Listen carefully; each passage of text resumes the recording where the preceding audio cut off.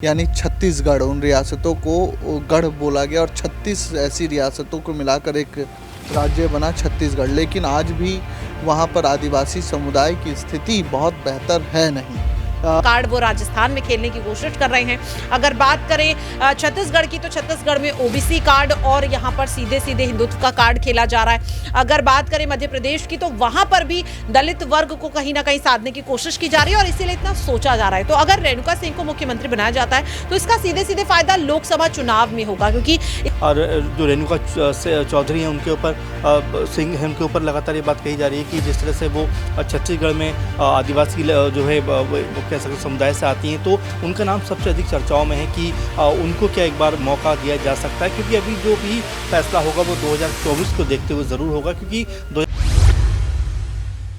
छत्तीसगढ़ का मुख्यमंत्री कौन बनेगा, इसको लेकर के तमाम सवाल खड़े हो रहे हैं और इन्हीं तमाम सवालों के जवाब न्यूज़ रूम में मौजूद अपने ही साथियों से हम लेंगे। सबसे पहले यहाँ पर हमारे साथ हमारे सहयोगी आकाश हैं। आकाश से मैं यह जानना चाहूँगा, आकाश, क्या लगता है छत्तीसगढ़ का मुख्यमंत्री कौन बन सकता है और किस आधार पर उसका चयन हो सकता है? देखिए, मुझे लगता है कि अभी फ़िलहाल रेणुका सिंह को लेकर काफ़ी ज़्यादा चर्चाएं तेज़ हैं और ऐसे में रेणुका सिंह को लेकर चर्चाएं तेज़ होना लाजमी भी है, क्योंकि ये एक पहली महिला होंगी जो छत्तीसगढ़ पर यहाँ पर जो है मुख्यमंत्री के तौर पर देखी जाएंगी। तो कहीं ना कहीं ये बेटर रहेगा और देश की जो है राष्ट्रपति जी हमारी भी इसी समुदाय से आती हैं, तो कहीं ना कहीं मुझे लगता है जो पिछड़े समुदाय का यहाँ पर बात कर रहा था। और खास बात यह है कि जब संसद सदन का पहला दिन हुआ था तो यहाँ पर जो है प्रधानमंत्री नरेंद्र मोदी ने महिला आरक्षण बिल को लेकर भी बात कही थी, तो वो होता हुआ भी नजर आ रहा है। और यहीं कहीं ना कहीं उन्होंने शुरुआत कर दी कि भले ही वो पूरी तरह से लागू ना हुआ हो, लेकिन हम अपनी पार्टी पर महिलाओं को यहाँ पर आरक्षण के साथ साथ अब सीएम भी बनाना चाहते हैं। तो मुझे लगता है कि जो इस प्रकार से जो है भारतीय जनता पार्टी चाणक्य नीति करती है, तो वो यहाँ कहीं ना कहीं साफ तौर पर दिखाई दे रही है। तो यहाँ पर हमारे सहयोगी आकाश का तो मानना है कि रेणुका सिंह ही विकल्प हो सकती है या कहीं की पहली पसंद हो सकती है मुख्यमंत्री के तौर पर। यहाँ पर अगला सवाल हमारे सहयोगी राकेश जी हैं, उनसे रहेगा कि राकेश जी, करीबन 20 साल पहले छत्तीसगढ़ अलग हुआ और एक राज्य बना। जिन मुद्दों के आधार पर ये नया राज्य बना था, जिन मुद्दों के आधार पर अलग हुआ था, क्या पिछले 20 सालों में सत्ताधारी पार्टियों ने उन मुद्दों पर काम किया है? क्या लगता है? देखिए अक्षय, छत्तीसगढ़ जो अलग हुआ वो सबसे बड़ा जो मुद्दा था वो आदिवासी समुदाय के उत्थान को लेकर मुद्दा था। जब मध्य प्रदेश से 2000 में छत्तीसगढ़ अलग हुआ तो लगभग 36 रियासतों को मिलाकर यानी छत्तीसगढ़, उन रियासतों को गढ़ बोला गया और 36 ऐसी रियासतों को मिलाकर एक राज्य बना छत्तीसगढ़। लेकिन आज भी वहाँ पर आदिवासी समुदाय की स्थिति बहुत बेहतर है नहीं। उसके बाद जब मध्य प्रदेश बहुत बड़ा राज्य हो गया था देश का, इसलिए भी विभाजन हुआ। ये सोचकर विभाजन हुआ कि वहाँ पर जो नक्सली इफ़ेक्ट है उसको कम किया जाएगा, न्यूट्रलाइज़ किया जाएगा। वो नक्सली इफ़ेक्ट न्यूट्रलाइज़ नहीं हुआ। उसके बाद छत्तीसगढ़ में जो महिलाओं की समस्या थी, आदिवासी महिलाओं के उत्थान की, उसमें भी छत्तीसगढ़ लगातार पिछड़ता जा रहा है। उसके बाद जंगलों के संरक्षण की बात थी, तो वहाँ पर माइनिंग बहुत ज़्यादा बढ़ी है। तो तमाम मुद्दे अभी जस के तस बने हुए हैं, थोड़े थोड़े मुद्दे हल हुए हैं, लेकिन हर राजनीतिक दल जब सत्ता में आने के लिए लालायित रहती है तो वो इन मुद्दों को बताती है, देखती है। इस बार भी महतारी वंदन करके और कांग्रेस की तरफ से भी महिलाओं को लेकर बहुत सी बातें की गई, लेकिन वो बातें ही रह जा रही हैं, अभी तक हल नहीं हो पा रही हैं। यहाँ पर आपने जिक्र किया ओबीसी समुदाय का, तो ओबीसी और आदिवासी जो समाज है, समुदाय है, वो छत्तीसगढ़ की राजनीति में क्या अपनी कद रखता है, क्या स्थिति रखता है? देखिए, 33% की आबादी है कुल छत्तीसगढ़ समुदाय में आदिवासी समुदाय की, तो 33% आबादी को उस हिसाब से रिप्रेजेंटेशन मिल नहीं पा रहा है। बहुत कम ऐसे आदिवासी मुख्यमंत्री छत्तीसगढ़ ने देखे हैं। तो पहले भी रमन सिंह थे, भूपेश बघेल थे। ये भूपेश बघेल पिछड़ी जात से आते हैं, लेकिन आदिवासी समुदाय से नहीं आते हैं। तो अभी छत्तीसगढ़ उसके लिए संघर्ष कर रहा है। एक आदिवासी बहुल राज्य है, लेकिन आदिवासियों का रिप्रेजेंटेशन हो सकता है इस बार रेणुका सिंह के रूप में हमें देखने को मिले। तो यहाँ पर हमारे सहयोगी राकेश जी का कहना है कि एक बड़ी आबादी यहाँ पर है छत्तीसगढ़ में आदिवासी समुदाय की, जो करीबन राज्य आबादी का 33% आती है। इसके अलावा ओबीसी समुदाय जो यहाँ पर छत्तीसगढ़ में है वो करीबन 21% की यहाँ पर अपनी जो है आबादी रखता है। और ऐसे में रेणुका सिंह कहीं ना कहीं प्रबल दावेदार मानी जा रही है, जिन्हें यहाँ पार्टी बतौर मुख्यमंत्री पेश कर सकती है। और एक और चीज़ यहाँ पर निकल के आएगी, जिस तरह से यहाँ पर नई संसद भवन के जो शुभारंभ यहाँ पर हुआ था, जिस दौरान यहाँ पर महिला शक्ति वंदन अधिनियम बिल पेश किया सरकार ने, फिर वो कानून अब जल्दी शायद बनने को देखने को हमें मिलेगा। इस बीच यहाँ पर ये भी एक कदम बीजेपी सरकार की ओर से, ये भी एक यहाँ पर दांव बीजेपी सरकार की ओर से चला और माना जा रहा है, क्योंकि यहाँ 20 साल करीब छत्तीसगढ़ को हो चुके हैं और ऐसे में यहाँ पर जिस तरह से पहले 15 सालों में बीजेपी की सरकार रही जिसमें रमन सिंह मुख्यमंत्री थे, उसके बाद 2018 में सत्ता परिवर्तन हुआ और कांग्रेस सूबे की सियासत में पहली बार सत्ता पर काबिज हुई, जिसके बाद यहाँ पर भूपेश बघेल ने प्रदेश की कमान संभाली और अब यहाँ पर देखना है कि अब क्या यहाँ पर जिस तरह से बीजेपी ने प्रचंड बहुमत के साथ जीत तो हासिल कर ली है, लेकिन क्या इस जीत में मुख्यमंत्री रेणुका सिंह को बनाते हैं, क्योंकि रेणुका सिंह को मुख्यमंत्री बनाने का मतलब है कि महिला कार्ड जो यहाँ पर चला जाएगा बीजेपी के द्वारा वो बहुत ही सफल भी यहाँ पर होता हुआ नजर आ सकता है। ऐसे में और भी सवाल है, प्रज्ञा हमारे साथ है, प्रज्ञा से जानेंगे कि प्रज्ञा, हिंदुत्व का जो मुद्दा है, जो एक कोर मुद्दा माना जाता है, एजेंडा माना जाता है मुख्य रूप से बीजेपी का, वो छत्तीसगढ़ में कितना सफल हो सकता है और क्या बीजेपी उस पर भी काम छत्तीसगढ़ में कर सकती है?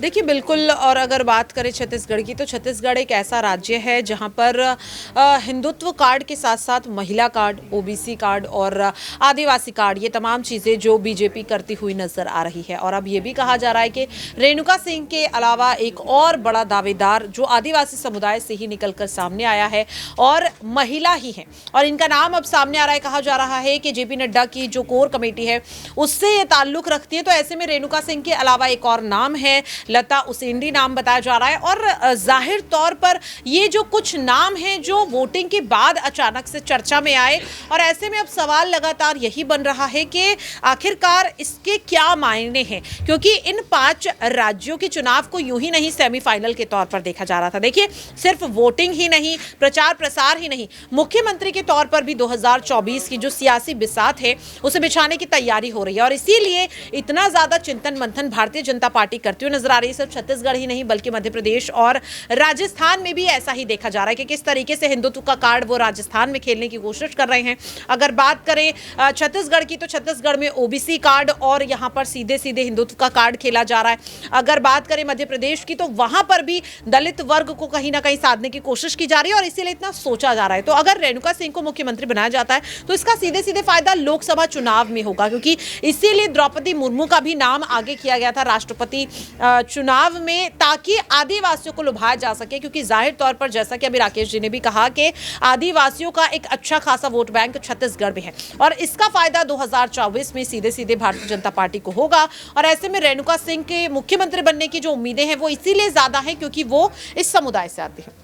तो यहाँ पर कई तरह की चीज़ें मानी जा रही हैं, न केवल यहाँ पर रेणुका सिंह को मुख्यमंत्री बनाना, बल्कि यहाँ पर जो हाल ही में देश की नवनियुक्त राष्ट्रपति हैं द्रौपदी मुर्मू, उनको लेकर के भी बीजेपी का एक बड़ा ही प्रमुख यहाँ पर चाल मानी जा रही है, खासतौर पर आदिवासी समुदाय को लुभाने के लिए। क्योंकि जिस तरह से एक बार फिर हमने यहाँ पर जिक्र किया कि जितनी आबादी यहाँ पे छत्तीसगढ़ की है उसमें से करीब 33% आबादी यहाँ पर आदिवासी समाज की आती है, और जो कहीं ना कहीं राज्य की सियासत में, राज्य की सत्ता पर काबिज कराने के लिए यहाँ कोई भी राजनीतिक दल हो उसके लिए बहुत ही निर्णायक भूमिका जो है आदिवासी समाज निभाता है।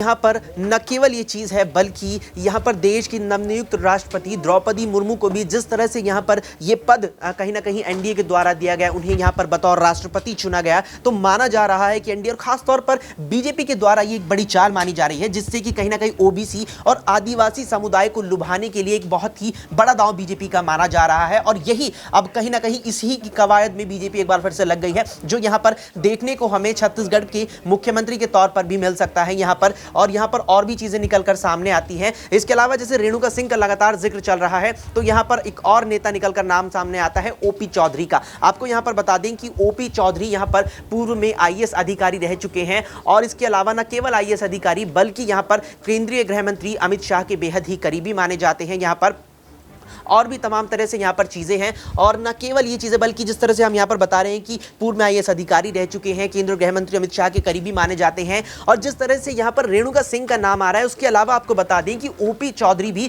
छत्तीसगढ़ में मुख्यमंत्री की जो एक सूची है उसमें जो तमाम आलाकमान के द्वारा प्रस्तावित नेता है उसमें ओपी चौधरी का नाम सबसे आगे आता है। ऐसे में यहाँ पर मेरा सवाल अमन जी से रहेगा कि अमन जी, हाल ही में एक जनसभा के दौरान देखा गया था कि केंद्रीय गृह मंत्री अमित शाह ने एक मंच से यहाँ पर जनता को संबोधित जब वो कर रहे थे तो ओपी चौधरी की पीठ थपथपाई थी और जनता को कहा था कि आप इन्हें समर्थन दीजिए, हम इन्हें बड़ा पद देंगे। क्या इसके मायने लगते हैं? देखिए, बिल्कुल छत्तीसगढ़ को लेकर अभी भी कह सकते हैं कि स्थिति साफ नहीं है। कई सारे चेहरे ऐसे हैं जो लगातार दावा कर रहे हैं कि वो सीएम हो सकते हैं और ओपी चौधरी भी उनमें से एक बड़ा नाम है, क्योंकि अगर उनकी जीत का अंतर देखें तो बहुत ज़्यादा मार्जिन से उन्होंने जीत दर्ज की है। 64-65 हज़ार वोटों के आसपास से उन्होंने अंतर से जीत दर्ज की है। कांग्रेस के प्रत्याशी को उन्होंने हराया। तो ऐसे में बड़ा सवाल है कि जो क्या बड़े अंतर जीते उनके ऊपर जो है बीजेपी दाव लगाने वाली है या फिर कोई महिला वोट जो प्रत्याशी उनके ऊपर दाव लगाने वाली है। तो कई तरह के कह सकते हैं कि इसको लेकर जो चीज़ें वो निकल कर सामने आ रही हैं, खासकर और जो रेणुका चौधरी हैं उनके ऊपर सिंह हैं उनके ऊपर लगातार ये बात कही जा रही है कि जिस तरह से वो छत्तीसगढ़ में आदिवासी जो है वो कह सकते समुदाय से आती हैं, तो उनका नाम सबसे अधिक चर्चाओं में है कि उनको क्या एक बार मौका दिया जा सकता है। क्योंकि अभी जो भी फैसला होगा वो 2024 को देखते हुए ज़रूर होगा, क्योंकि 2024 बहुत दूर नहीं है। 2024 के लिए मेरे ख्याल से इलेक्शन के लिए 6 महीने का वक्त बचा है। तो ऐसे में बीजेपी हर रणनीति को सोच समझ के कर रही है। इसीलिए रेणुका सिंह हो या रमन सिंह हो, अरुण साह हो और इसके अलावा और भी जो नाम हैं वो लगातार चर्चाओं में तो हैं, लेकिन अभी भी स्थिति कोई स्पष्ट नहीं। आपको बता दूं कि कल ही जो विजय बघेल हैं उनको भी दिल्ली बुलाया गया था, उनसे भी बातचीत की गई। हालांकि वो चुनाव हार गए, लेकिन इसके बावजूद उनसे भी बातचीत की गई। तो ऐसे में सवाल यही है कि क्या जो मुख्यमंत्री है क्या वो सरप्राइज़ कोई नाम होने वाला है, क्योंकि बीजेपी कई नामों पर चर्चा कर रही है, कई नाम निकल कर सामने आ रहे हैं। अभी भी कोई स्थिति स्पष्ट नहीं है, क्योंकि रमन सिंह को लेकर ये कहा जा रहा है कि भले ही वो लगातार 3 बार जो है छत्तीसगढ़ से कह सकते हैं कि मुख्यमंत्री रहे हों, लेकिन क्या अब ये समय है कि उनको मुख्यमंत्री का पद दिया जाए और क्या वो फिट बैठते हैं उस कह सकते हैं पद के लिए। क्योंकि सुनने में यही आ रहा था कि उम्र का तकाजा एक हो सकता है कि उनको गद्दी पर ना बैठाया जाए। हालांकि अगर जो बीजेपी है वो 2024 को देख रही है, तो ऐसे में वो ज़रूर तालमेल बैठाने का प्रयास करेगी ओबीसी और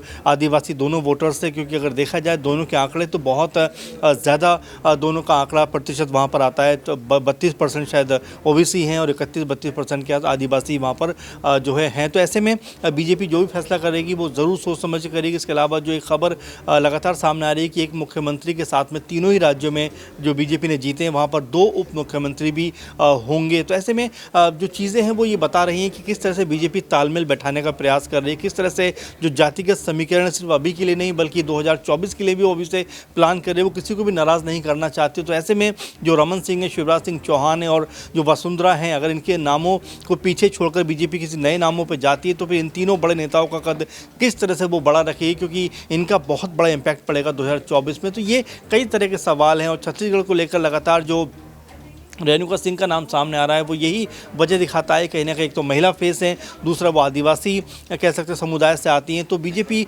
2 तरह की सिंपैथी यहाँ पर अपने प्रति लेना चाहता है कि एक तो हमने महिला आपको मुख्यमंत्री दी, दूसरा कि ये आदिवासी समुदाय से आती हैं। तो ऐसे में हर चीज़ को बहुत सोच समझ के किया जा रहा है, इसीलिए अभी तक नामों पर कोई कह सकते हैं कि फाइनलाइज नहीं हुआ है। आज भी बैठक है, हो सकता है आज उनका नाम जो सीएम पद के लिए किसी एक का नाम फाइनल हो जाए। तो ये अभी भी कश्मकश में कहीं ना कहीं बीजेपी है, लेकिन फिलहाल आज शाम तक वेट करना पड़ेगा कौन सा नाम निकलकर सामने आता है। फिलहाल जो कयासबाजियां हैं, जो अटकलबाजियां हैं वो लगातार अक्षय बनी हुई हैं।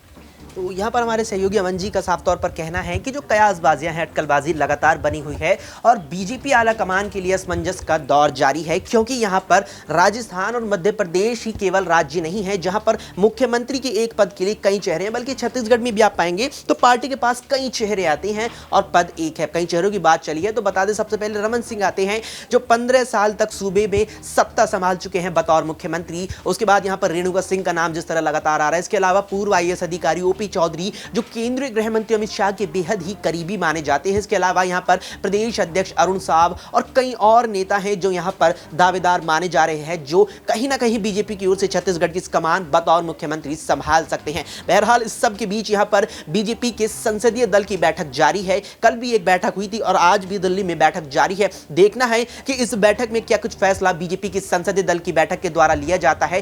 क्या वे निष्कर्ष पर पहुंच पाते हैं कि तीनों ही राज्यों में कमान कौन संभालेगा और खासतौर पर छत्तीसगढ़ में यहां पर कौन कमान संभालेगा, जबकि यहां पर रमन सिंह जैसा दिग्गज चेहरा उनके पास है जो 15 साल यहां पर सत्ता में जो है काबिज रह चुका है बतौर मुख्यमंत्री, और या पार्टी यहां पर कोई और नया विकल्प तलाशती है। इसके अलावा आपको एक और चीज यहां पर हम बताते चलें कि बीजेपी ने अपने पर्यवेक्षक भेज के यहां पर छत्तीसगढ़ में भी विधायक दल की बैठक ली थी और जानने की कोशिश करी थी कि जो विधायकों का धड़ा है, विधायक का जो दल है यहां पर, वो किस नाम का समर्थन भारी संख्या में कर रहा है, लेकिन कोई खास निष्कर्ष यहां पर निकलता पार्टी के लिए नजर नहीं आया था। इसके बाद से अब संसदीय दल की बैठक जारी है और यहां पर जो तमाम बड़े नेता छत्तीसगढ़ के हैं उन्हें भी यहां दिल्ली बुलाया गया है पार्टी में, और कहीं ना कहीं अब फैसला जो है आने की उम्मीद जताई जा रही है। इसके अलावा बता दें कि 3 ऐसे सांसद थे जो यहां पर छत्तीसगढ़ में विधानसभा चुनावों में बीजेपी ने उतारे थे, जिनमें से 2 सांसदों ने अपने पद से इस्तीफा दे दिया जैसे कि नियम कहता है, लेकिन रेणुका सिंह उन सांसदों में से एक है जो कहीं ना कहीं मुख्यमंत्री पद के लिए प्रबल दावेदार भी मानी जा रही है, लेकिन अब तक भी उन्होंने इस